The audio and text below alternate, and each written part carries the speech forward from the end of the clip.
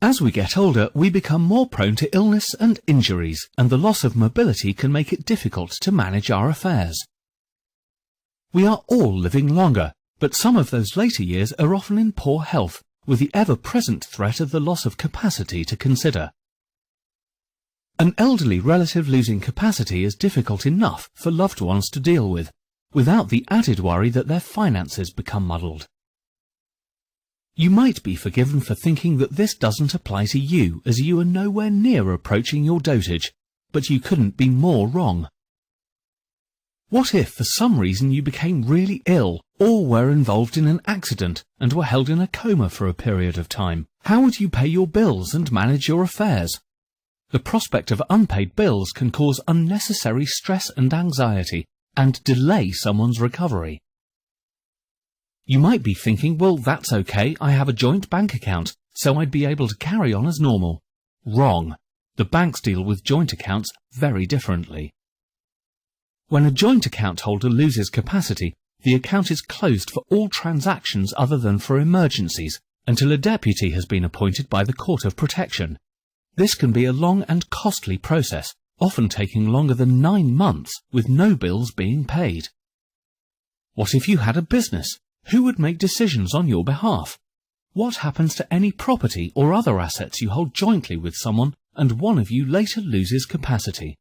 What if you are in your retirement and have taken out an equity release on your property and wish to make a further drawdown of cash after your partner or spouse has lost the capability to sign? Perhaps you wanted the cash to pay for their care. Many of these schemes will not now allow you to make the drawdown if one of you is no longer able to sign. By setting up a lasting power of attorney, you can authorize someone you trust to administer your financial responsibilities on your behalf. This could include selling property, managing your investments, paying bills, even running your business. Let's also suppose the worst were to happen and you needed someone to make decisions for you regarding your medical treatment to ensure your wishes were met. You probably assume that, if you were unable to make these decisions for yourself, then a family member could, but you would be wrong. Without setting up a lasting power of attorney to cover your health needs, loved ones will not be able to make decisions about which healthcare you receive, or even which home you live in. A lasting power of attorney is a powerful document. It must be set up with someone you can totally trust with your assets and who is a responsible person. It's vital then that the document is created by someone who knows exactly what they are doing.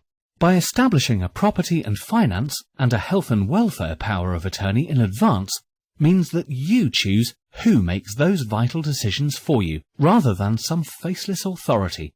So if the worst were to happen, you can rest assured that both your financial affairs and personal welfare is in safe hands.